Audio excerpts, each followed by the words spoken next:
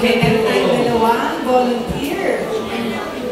I-interviewin namin kayo para mas makilala namin kayo. Ayun. Dito ka po. Oo. Ano pangalan mo? Kyle?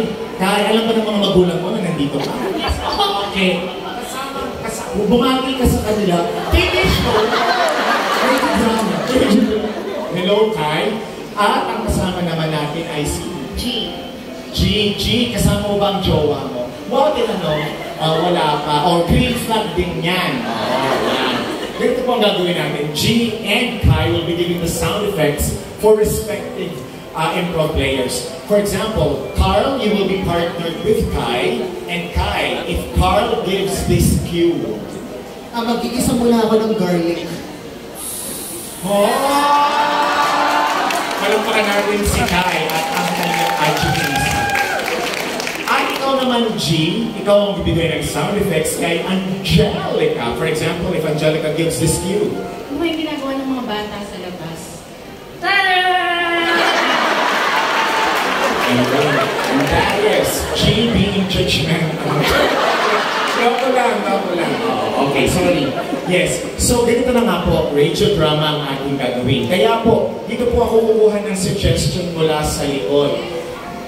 Magbigay po kayo ng salita to describe your day-to-day. How is your day-to-day? What is the word? Tiring.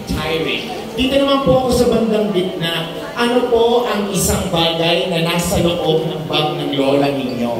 Grocery. White flower. Lipstick. Suot po siya ng sweatshirt. No, okay. Mabibili po ninyo sa linya-linya. Iba ang palabas natin, pinamagatang na yung linggo ng gabi. Tiring. Lipstick.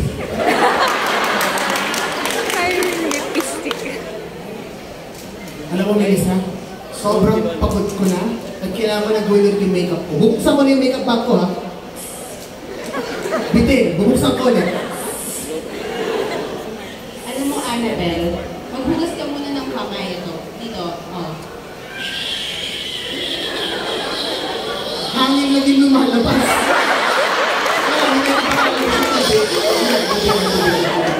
Start mo lang sa air sanitation. Malaman ko lang.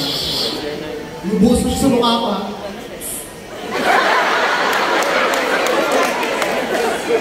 Fresh ka na. Ngayon, pwede mo na, ano ba kasi, alam mo, hindi ko kasi alam yung gusto mong style eh. Parang, Gusto ko na naman maging presentable. tingnan natin tayo sa salamin. Pag binuksan to, may ilaw siya. May ilaw. Kasi parang ano siya, i-reaffirm ka niya. Okay. So meron siya affirmation sa binibigay. Kapag pipinutin ko to, ano affirmation na ibibigay niya? Pero alam mo kasi minsan, meron ding words. Oo. Sige tayo mo, ha? Oo, ito na nga. Sira yata. Hindi ba nakasaksak? Sasaksak ko muna, ha? Hindi ko mahanap yung saksakan. Bakit kita? Ito. Oo. Galing mo talaga magsaksak kahit kailan.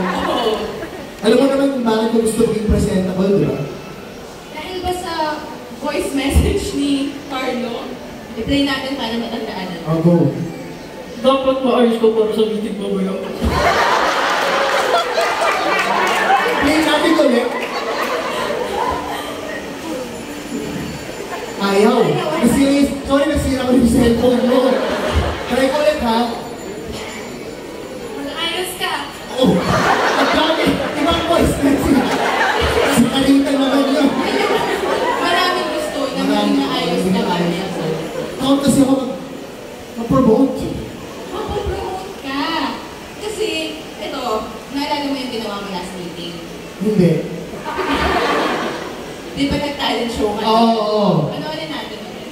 Yung video ng talent show? Ito yung ginawa mo. Barangay.